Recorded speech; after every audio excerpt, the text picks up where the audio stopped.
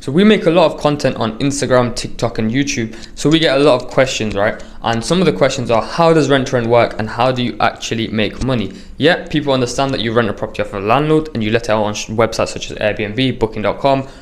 But then they're thinking, how do you do that? How do you make money? So I thought I'd make a video where I'm not going to go into too much detail, but I'm going to go into just enough for you guys to get a good understanding of how it works and how you can actually make money from it, right? So I'm not going to waste your time, so I'm literally going to get straight into it. The first thing you need to do is create your company and make sure you're compliant, because if you're not, it is going to get back to you in the future. Like, you're going to maybe get taken to court, you're going to potentially have the property taken away from you. Like, it's going to cause a lot of problems which you don't want to deal with later on. So make sure you do that all now so you don't have to deal with it later on. Get the correct insurances and make sure your company is all set up. Once you're compliant, literally the next step is search for properties. That's it. There's no middle steps, there's no systems you need to set up just yet, there's no team you need to get just yet. Just search for properties. Don't waste your time. Get straight onto Open Rent, Facebook Marketplace, Gumtree. Reach directly out to landlords, call up estate agents, find properties that are available for you to potentially use as a company let. You want to analyze the area, you can use Property Market Intel, or if you don't want to pay for Property Market Intel, you can simply use Airbnb and literally Google Maps. Just see what's close to it and see the nightly rates that you're going to be able to put the property up at in that area, right? So once you found, let's say you found an ideal property, it's a good location, it's near a hotel, it's near city center, you reach out to the landlord. Obviously, there's a whole negotiation process which a lot of people also ask about, but the one thing people don't understand is that every landlord is different and landlords are humans. So it's not a one shoe fits all. It's not like there's a script where you literally read it word for word and it will work. It's how you read it, it's how you come across. You could read it perfectly, you could say every single word you need to say, and you could not say any words that you shouldn't say. So you could actually do the most perfect pitch ever, but if you don't come across correctly, or you don't come across as if you could actually take the property on and get it filled up, and you don't speak with enough conviction, the landlord will simply say no. So most of the time, if a landlord says no, it's because you haven't sold the idea well enough to them. And the reason being is because rent to rent actually does help out landlords a lot. Like, it's fully a hands-off investment for the landlord. They don't have to deal with anyone coming in and out of the property. They don't have to deal with the maintenance, anything like that. That's all what the host deals with. So it's a very, very good model for landlords. But if the landlord says no, most likely it's because you haven't pitched it correctly and you are still unsure of your pitch. So that's something you need to fix. In an ideal world, let's say the landlord agrees, you're all happy with it, you sign the contracts, right? So you have signed the contracts to say that you're going to pay the rent, you're going to pay the bills, that's gas, electricity and water, you're going to basically maintain the property, and you're going to vet every single tenant that comes in and out, and you are going to make sure you are the person that the guests speak to rather than the landlord, okay? So that is all done and you have your first property, right? Now you have 7 days, we say 7 days to put it on the market, because every day that you haven't got it on the market, you're actually leaving money on the table. So we estimate 7 days that you should get the property on the market as soon as the contract is signed.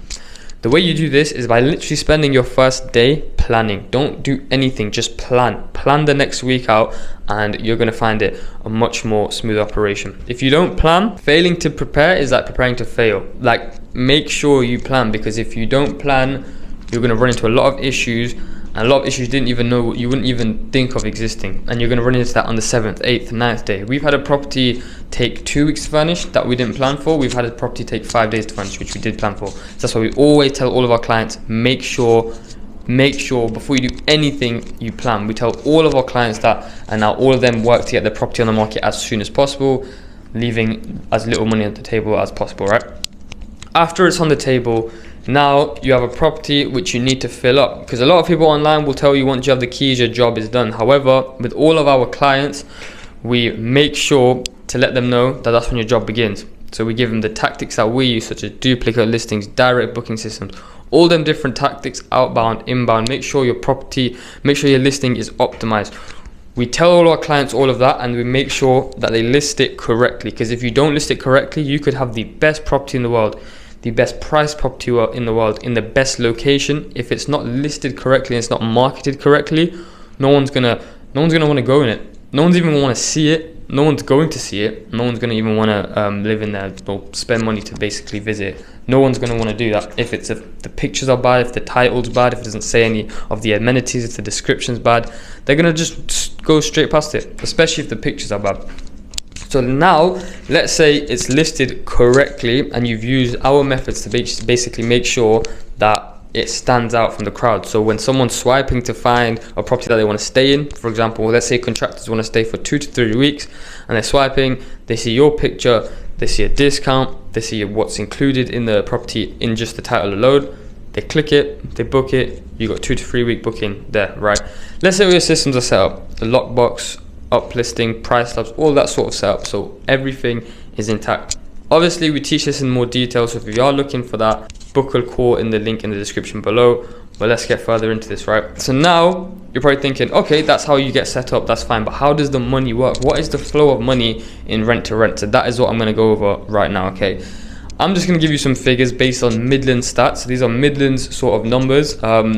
If you're in London, you probably look at these numbers and think that rent is way too low. If you're up north, you probably can think that rent's way too high. So these are Midlands based.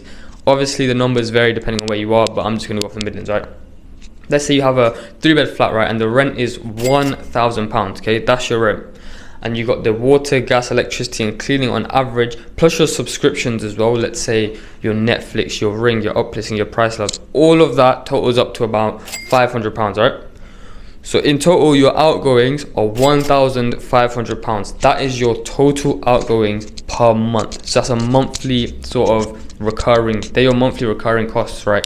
Not including any of the maintenance costs, like if a window breaks or if the door falls off, nothing like that. These are your guaranteed costs that you're pretty much going to face every single month, right? Now, your incomings. Let's say a standard unit in the city centre, as I mentioned, 3-bed flat. Standard 3-bed flat in the city centre can go out at about 120 per night, okay? 120 per night. Now I'm going to go through the occupancies 100%, 70% and 50% just so you can get a rough idea. Let's say it's 50%, which means 15 nights booked, right, on a 30-day month. 15 nights booked, which is very below average, by the way. You aim to break even at around 15 nights, right? So let's do the numbers, okay? So you've got 15, that's the amount of nights, times 120, which is the nightly rate. That is 1,800. That is what's coming in, right? So you've got 1,800. Now you want to factor in commission because people online won't tell you about commission. Commission is going to take 15%. 1,800, so 85% of 1,800, because you're taking away that 15%, is 1,530. So you do 1,530, take away the outgoings of 1,500, and you're left with £30 profit at 50% occupancy, which again is very below monthly averages.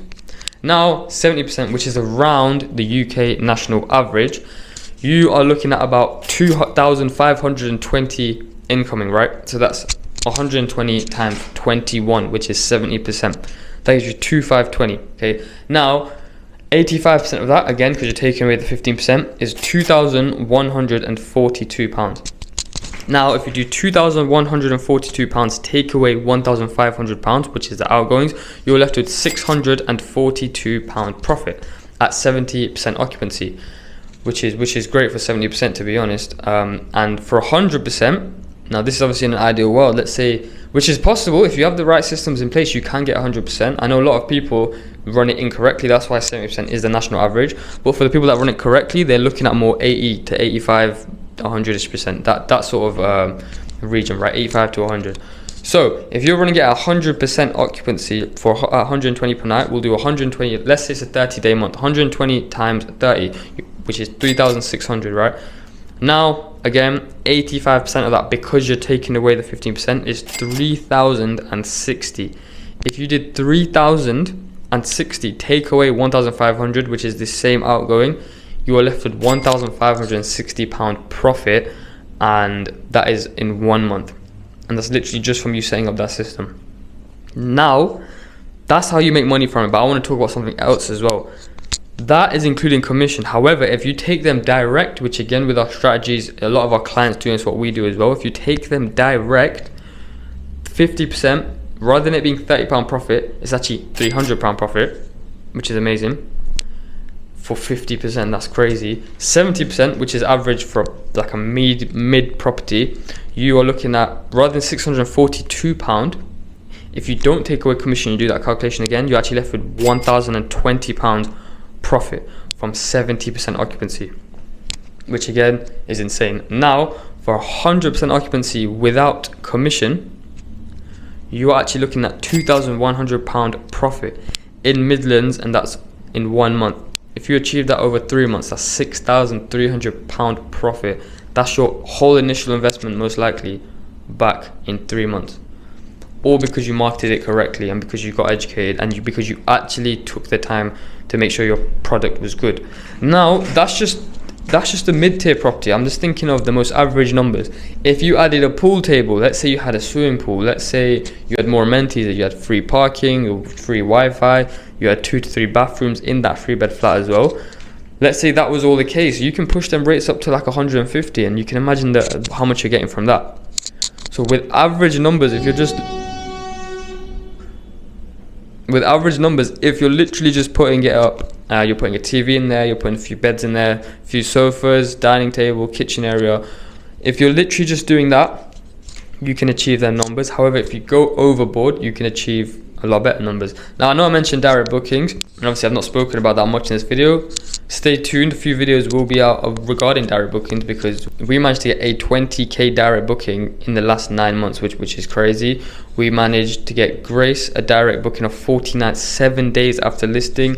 We've also managed to get 6 months worth of contractor bookings for one of our clients as well, and that's all direct. So we do have a few videos on how to get direct bookings, but obviously if you want to learn more about it and you want to know more about our one-to-one sort of coaching, go into the link in the description and book a call, so we speak solely on the one-to-one coaching. If you have any questions, leave them in the comments. If you want to speak more about the one-to-one coaching, you want to know what we provide and how we help and who we've helped, book a call in the link in the description, and we will speak to you soon.